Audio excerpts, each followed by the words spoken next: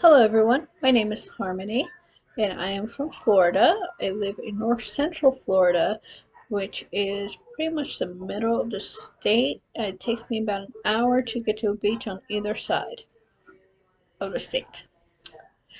What brings me to University of Denver was I was looking for a program to obtain my master's degree in creative writing and fiction, and after looking at a few programs I settled on the University of Denver and I've been elated ever since.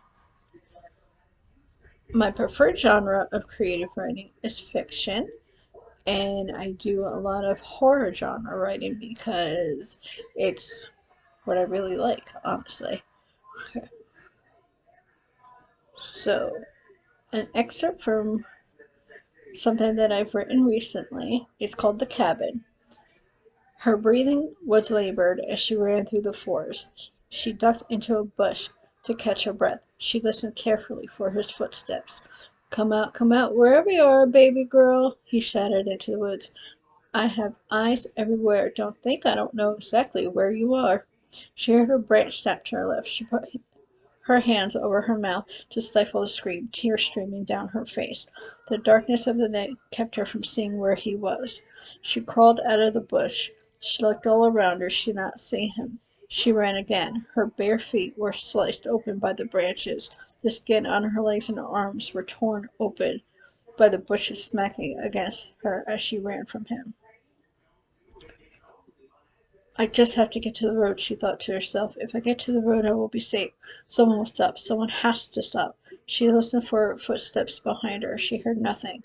She ran until she saw a break in the trees. She ran toward it. Headlights passed by.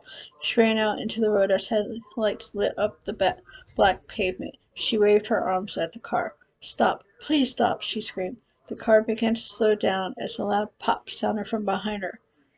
She felt a sharp pain in her right shoulder as blood erupted into the air. The driver swerved around her as she fell to the ground, speeding off, not wanting to get involved. He waited behind the tree line to ensure the driver was not coming back. He walked out into the road. "You see what you made me do?" he said to the unconscious girl. "You should have just stayed put and been a good little girl." He picked up her limp body, throwing her over his shoulder. He carried her through the woods back to the cabin. He removed the bullet with tweezers and sewed her shut. She awoke 3 days later, opening her eyes to the room she had escaped. "No!" she screamed. She sobbed, realizing there was no escape. "No, please, God, no!" "Well, look who's finally awake," he said as he opened the door. His frame filled the doorway. He smiled at her as she struggled against her restraints. "Now it's time for us to have some real fun." She tried to get away. The light caught the steel edge of the kitchen knife in his hand. "No, please, no," she cried. "This is what happens when you're a bad girl," he said as he came toward her, his boots echoing off the walls. Her world went black. I wrote this little flash fiction piece about 2 weeks ago, and I like it. It's something along the lines I normally write, so anything that has scared people, things that go bump in the night, all the creepy stuff. That's my kind of stuff. I don't know why, but it is. But I'm going to enjoy this class with everybody. I'm looking forward to getting to see everybody and know what everybody's going to be working on this semester. Um, I hope you enjoyed my piece, and I can't wait to read yours. Have a great day.